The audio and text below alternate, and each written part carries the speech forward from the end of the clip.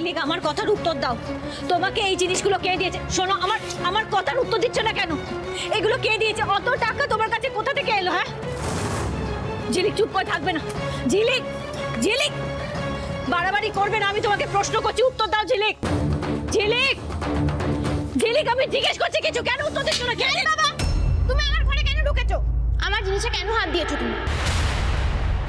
তুমি কেন আমার জিনিসে হাত দিয়েছো? কেন আমার ঘরে ঢুকেছো? পারমিশন নিয়েছিলে আমার? নাওনি তো পারমিশন, নাওনি তো, তাহলে কেন ঢুকেছো?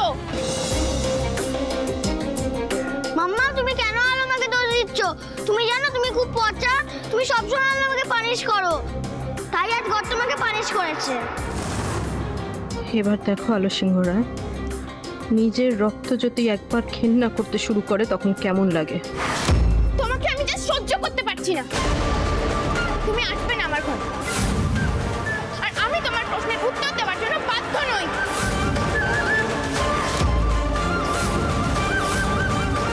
ঝিলিক, ঝিলিক, কি হয়েছে মা? কেন তুই এত চেঁচামেচি করছিস? দেখো না কান্না, এই মহিলা আমার ঘরে ঢুকে আমার জিনিসপত্রে হাত দিচ্ছে উইদাউট মাই পারমিশন।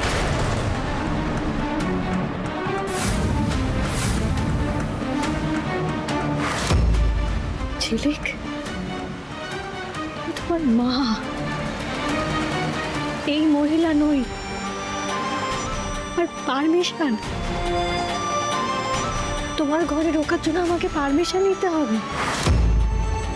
মা হিসেবে আমার অধিকার আছে এই জিনিসগুলো তোমার কাছে কোথা থেকে এলো, কে দিয়েছে এত টাকা, আমি জানতে চাই। আমাকে বলো তুমি কোথা থেকে পেলে এই জিনিসগুলো। ঝিলিক, আজ যদি তোর বাবা থাকতো তাহলে। নেই তো, নেই তো, আমার বাবা নেই তো, আর তোমার জন্য নেই। তুমি আমার বাবাকে মেরে ফেলেছো।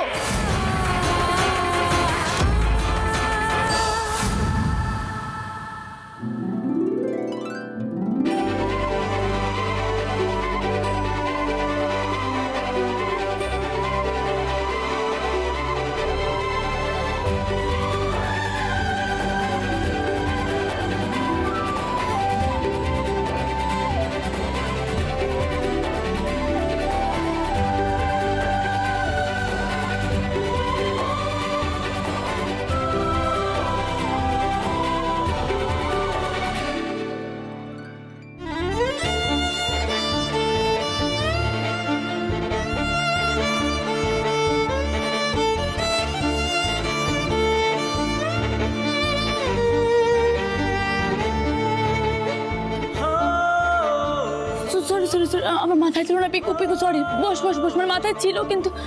পিকু, দেখে দেখে একবার ডক্টর কি বললো? এখন কেমন আছিস তুই? ডক্টর কি বললো বল না।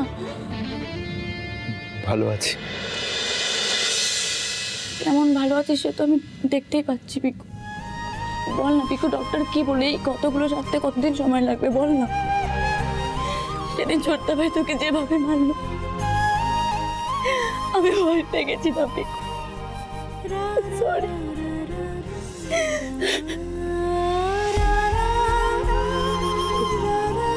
তোকে একটা কথা বলা হয়নি পিকু। দা ভাই আর নেই পিকু।